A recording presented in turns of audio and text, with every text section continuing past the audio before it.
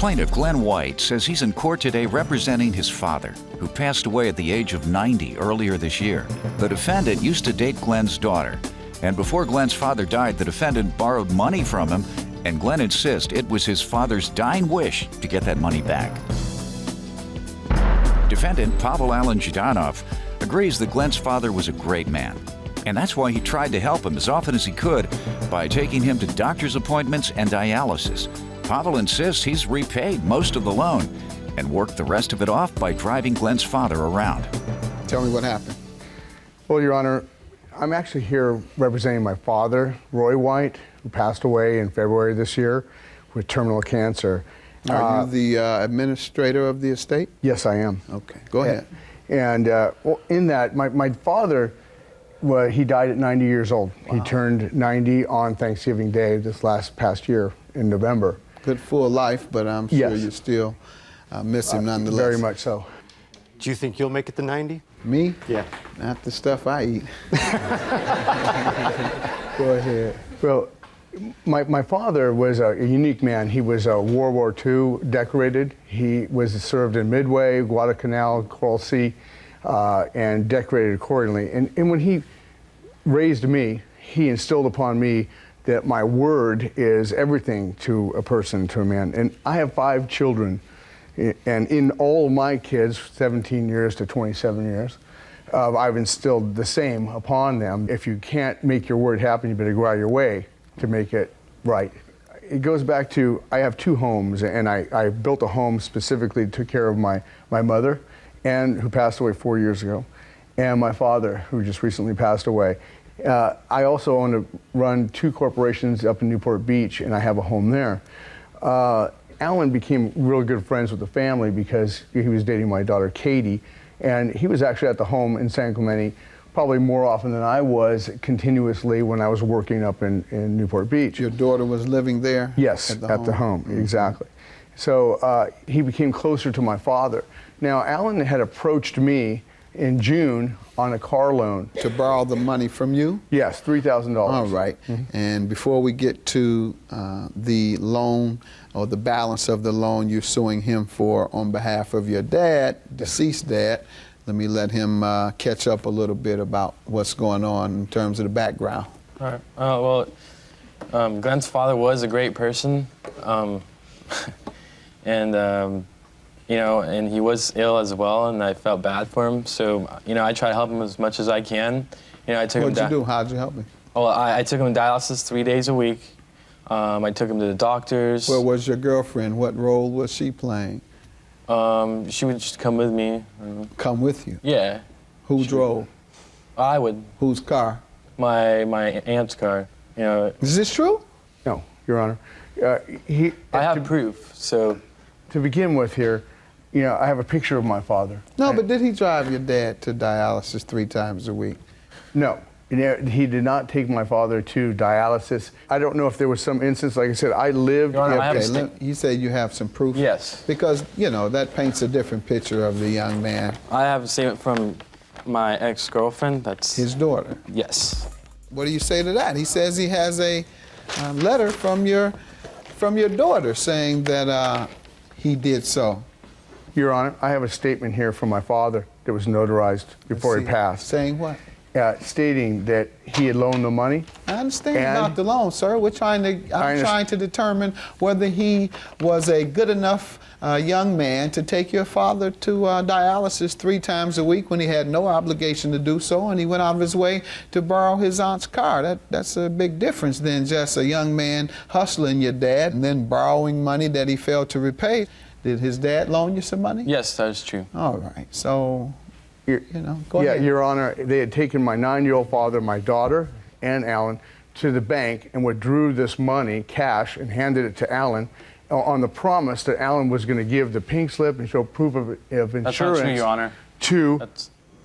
To my dad. It stated right there. Proof of insurance. Proof of insurance, because if he didn't insure the car and totaled the car, my dad would never get his $3,000 back.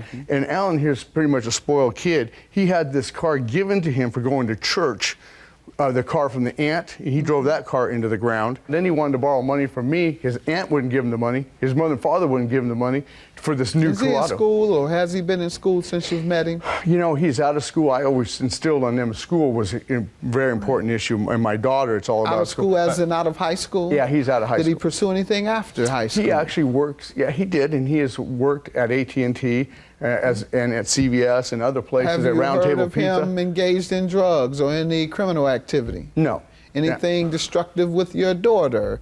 No. The only- Fighting or anything? No, All but right, well, he don't did call. paint this young man out to be such a bad guy. Many of these young men who date daughters, they abuse that love. And it doesn't sound like that's the case with this young man. He promised my father that he and myself that he would take my dad to dialysis in lieu of interest and then repay this payment back per that statement there. Okay. And in the end, he called the police and had the police come to my home with drug dogs. Why? Because I talked to the police about this, and they said it was for extortion or possibly having marijuana at the house. But my father, here's a picture. He called the police on you. Yes, and sent the police to the home, saying that there was marijuana at the home. And in that, here's a picture of my father. Yeah, let me That, see it, please. and all the documentation that he medically could have marijuana. Let me go back to him. First of all, young man, did you borrow $3,000 from That's him? correct, All Your right. Honor. And what was your agreement to repay? So he told me, I'll let you borrow $3,000. That's if you pay me $250 a month. $250 a month. That's correct. Mm-hmm. And after about 5 months, I did pay about $1,000 back. And then we made another agreement that I would take him to dialysis 3 times, since I was already taking him 3 times, you know, a week. How much would that knock off? Well, All I'm of not- it? Some of it? $250 per month of it? that's. I just agreed to because I just wanted to No, help no, him no. I'm anyway. asking, what was your understanding of how much would be deducted as a result of you taking him to dialysis? $28, I think. That's what he said? What yeah. was said? I'm not really sure. You don't remember? Your Huh? Honor, No, I do not, Your Honor. Okay. Now, did you call the police on the Yes, gentleman? he called me that day and he was threatening me that he was going to take my car away and I had to pay him the full amount of whatever I owe. Mm-hmm. And you know, my parents got upset because and they called the cops and they thought that I was wrong Why didn't your parents just help you pay that money back instead of helping you call the police? because they needed On a- help as well. Because what? They needed help too paying for their rent because they're entitled to bankruptcy. And they had no money as well. They're losing their house. I mean, All I right. already asked, like before any of this, I asked my parents if I can borrow money. The call was placed saying what? Saying that Glenn threatened to take my car away. Nothing about marijuana? Yeah, the cop came over and I was just explaining to him, and he asked me, does this guy do any drugs? And I just said, Out of the blue. yes. I don't believe you. That's- I don't believe you. I Every even got time a- no, sir. Every time police come to investigate, they don't ask if the perpetrator has used drugs. That's not how that goes. You're not the nice guy I thought you were. Go ahead, sir. Your Honor. He called the police saying you used marijuana. And what was the result? my dad joined the holistic club, and the marijuana from the holistic centers is free to the terminal. So John So he Loomis, called on you or he called on your dad? well, he called the police just stating there was a lot of marijuana at the home. Right, and John Loomis was the caregiver here, and the statement from the Memorial Care and the statement that he is a Man loans him $3,000 and he calls the police on him just because you all asked for your money. Yes, That's sir. what you're telling me. Yes, Your Honor. That's what happened. Go ahead, come on up, sir. State your name. My name is John Loomis. What do you want to tell me? I've been taking care of Roy for the last 3.5 months of his life, preparing his medicine for him, picking up his medicine from the holistic center. Where was he? I didn't see him much around the house from the time that In the back smoking up his weed, no doubt. Go ahead. I couldn't tell you either way, but I would take care of Roy. I took him to dialysis 3 times a week.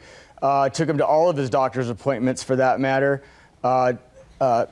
Everything that he needed as far as shopping. It didn't matter what it was. I spent 24/7 with the man, and it was one of the best experiences of my life, as he was a very great man, and I learned so much from being able to spend time with him. Okay. Well, Young man, there's not much you can say for yourself, quite frankly. You've already admitted to calling the police and telling them to search for marijuana only because they ask for repayment of their loan. And I know times are tough, and I know that your parents, as you said, are in tough financial conditions, as are you.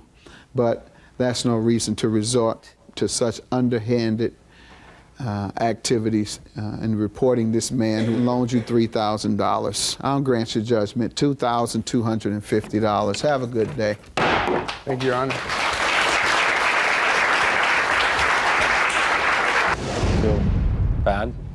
I don't believe he's a bad young man. I just think that he needs to understand ethics in life, and I think that your word is one of the key things in life to get ahead.